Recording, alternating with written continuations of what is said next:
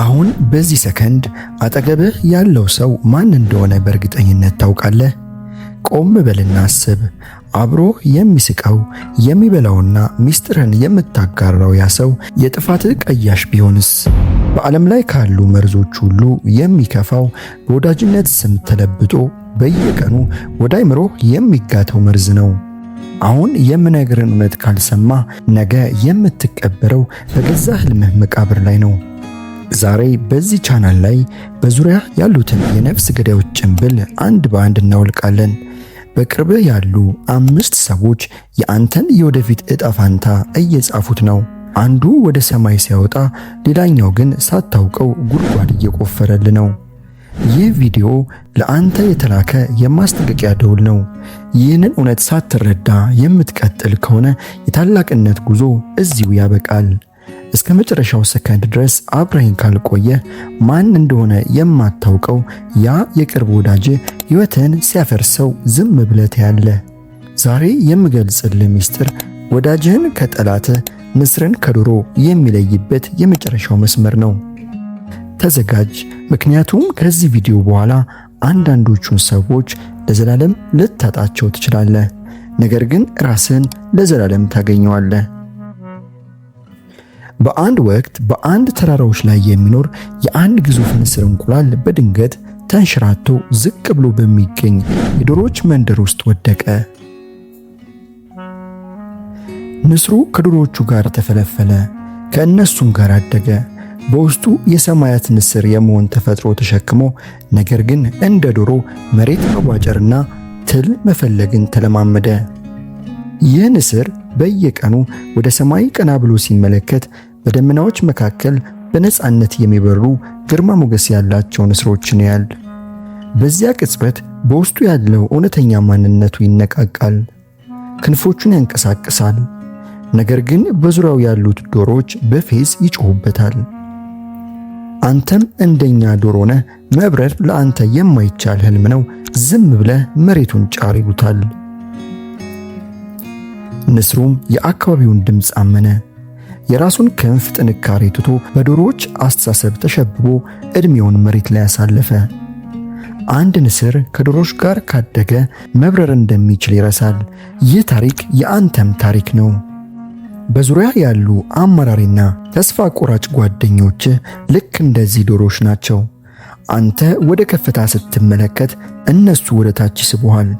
አንተ ስለ ትልቅ ራዕይ ስታወራ እነሱ ስለ መሸነፍ ይነግሩሃል። ሳይንሱ እንደሚነግረን አእምሮአችን በዙሪያችን ያሉ ሰዎችን ባህሪ በቀጥታ የመቅዳት ተፈጥሮ አለው። ንስር ሆነ ከተፈጠርክ በኋላ ከዶሮዎች ጋር መዋልን ከቀጠልክ መጨረሻ እንደ ዶሮ መሬት መቧጨር ብቻ ይሆናል። መርከብን የሚያሰጥመው በዙሪያው ያለው የውቅያኖስ ውሃ አይደለም። መርከቡ እንዲሰምጥ የሚያደርገው በትንሽ ቀዳዳ በኩል ወደ ውስጥ የገባው ውሃ ነው። በዙሪያ ያሉ ሰዎችም ልክ እንደዚሁ ናቸው። አንዴ ወደ ልብህና ወደ አእምሮ እንዲገቡ ከፈቀድክላቸው የአንተን ግዙፍ ራዕይ ወደ ጥልቁ ገደል ይዘውት ይወርዳሉ። እውነተኛው የለውጥ ጉዞ የሚጀምረው ይህንን የማይታይ የዶሮዎች ሰንሰለት በቆራጥነት ስትበጥሰው ብቻ ነው። ብቸኝነትን መምረጥ ካልተሳካ ማንነት ጋር ከመቀመጥ በላይ ታላቅ ክብር ነው። ብቻን ስትሆን ፈጣሪ የሰጠን እውነተኛ የንስር ማንነት ታገኛለህ። በዙሪያ ያሉትን የሐሳብ ነጣቂዎች አርቀህ ስትሰናበት በገዛ ሕይወትህ ሰማይ ላይ በነፃነት መብረር ትጀምራለህ። ይህ የምነግር ነገር የፍልስፍና ወሬ አይደለም፣ የአእምሮ ሳይንሳዊ እውነታ እንጂ። የነርቭ ሳይንስ ተመራማሪዎች እንደሚሉት በሰው ልጅ አእምሮ ውስጥ ማይረር ኒውሮንስ የሚባሉ ጥቃቅን ሕዋሳት አሉ። እነዚህ ሕዋሳት ስራቸው በዙሪያ የምታያቸውን ሰዎች ስሜት፣ ንግግርና ድርጊት ልክ እንደ መስታወት ቀድቶ ወደ አንተ ማንነት ማስተላለፍ ነው። በዙሪያ ያሉ ሰዎች ሁልጊዜ የሚፈሩና የሚጠራጠሩ ከሆነ የአንተ አእምሮ ያንን ፍርሃት እንደ ራሱ አድርጎ ይወስደዋል። ሳታውቀው የእነሱን ጭንቀት ትወርሳለህ። ሳይንሱ እንደሚነግረን የምታሳልፍባቸው የ5ቱ የቅርብ ጓደኞችህ አማካኝ ውጤት አንተ ነህ። ገቢ፣ ደስታና አስተሳሰብህ በእነዚህ ሰዎች ተጽዕኖ ስር ነው። አይምሮ በየቀኑ ዶፓሚን የሚባል ሆርሞን ይረጫል። ነገር ግን ከማይረቡ ሰዎች ጋር ስትውል አይምሮ ይህንን ኃይል ለታላቅ ሥራ ከመጠቀም ይልቅ ሌሎችን በማማትና በከንቱ ወሬ ላይ እንዲያባክን ይገደዳል። ይህ ሶሻል ኮንታጅን ወይም የማህበራዊ ተላላፊ በሽታ ይባላል። አሉታዊነት ልክ እንደ ቫይረስ ነው።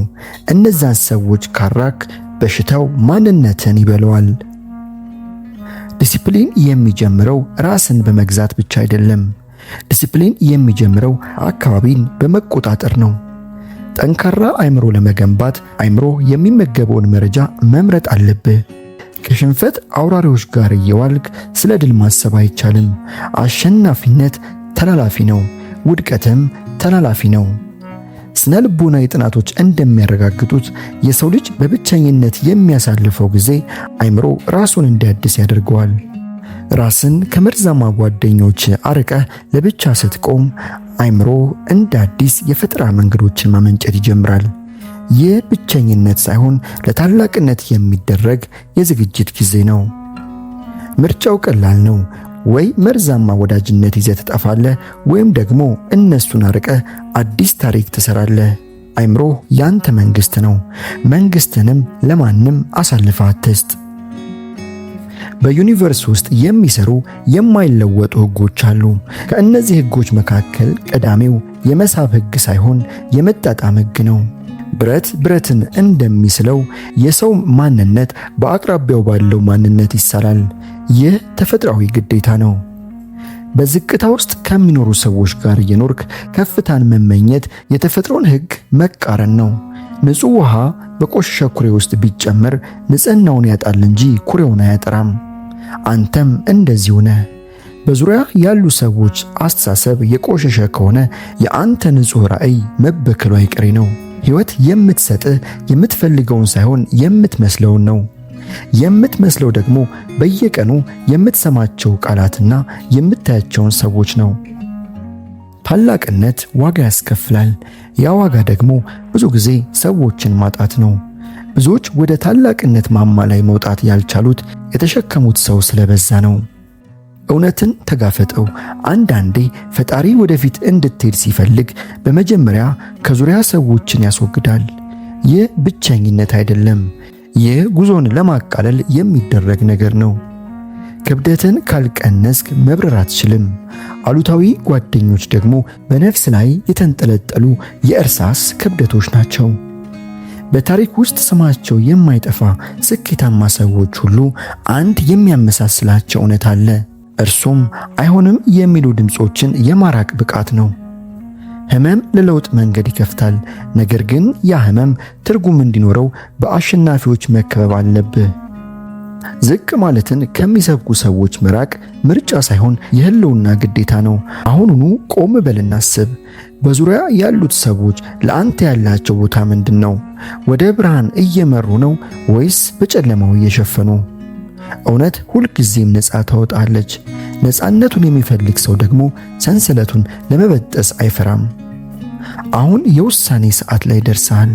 ዛሬ የሰማኸው እውነት በጆሮ ገብቶ በአእምሮህ እንዲበተን አትፍቀድ። ይህ ቪዲዮ በአጋጣሚ ያገኘው ተራ ወሬ አይደለም። ይህ የህይወት አዲስ ምዕራፍ መጀመሪያ እንዲሆን ተፈጥሮ የላከችልህ የለውጥ ትዕዛዝ ነው። አሁኑኑ ተነሳ። እነዚያን ኃይልህን የሚመጡ ራዕይን የሚያደበዝዙና ማንነትን በዝምታ የሚሰርቁ ሰዎችን ከህይወት ሰሌዳ ላይ ለዘላለም ፋቃቸው። ህመም ቢሰማም ብቸኝነት ቢፈታተንም ለታላቅነት የምትከፍለው ዋጋ እንደሆነ ወቅ። ንስር ለመሆን የዶሮዎችን መንደር ጥለህ መውጣት ግዴታ ነው። ስማኝ፣ አንተ ለሽንፈት አልተፈጠርክም። አንተ ለትንሽ ኑሮም አልተቀረስክም። በውስጥ ያለው ግዙፍ ማንነት ዛሬ ነፃነቱን ይፈልጋል። ዛሬ የምትወስደው ርቆ የመሄድ ቆራጥ ውሳኔ ነገ በታላቅነት ማማ ላይ ስትቆም የምትመሰክርለት ትልቁ ድል ይሆናል። ይህ የለውጥ ጉዞ ነው። ይህ የማይበገር ማንነት መጀመሪያ ነው። ነገር ግን ይህ ጉዞ በዚህ አያበቃም። እንደዚህ ያሉ ነፍስን የሚቀሰቅሱ አይምሮን የሚገነቡና ማንነትን የሚቀይሩ ጥልቅ ምስጢሮች በየቀኑ ለማግኘት አሁኑ የዚህ ታላቅ ቤተሰብ አካል ሁን። ሰብስክራይብ ማድረግ፣ ይህን የምታደርገው ለኔ ብላ አይደለም፣ ለራስ ታላቅነት፣ ለነገው ማንነትና ለሚጠብቅህ ድል ስትል ነው።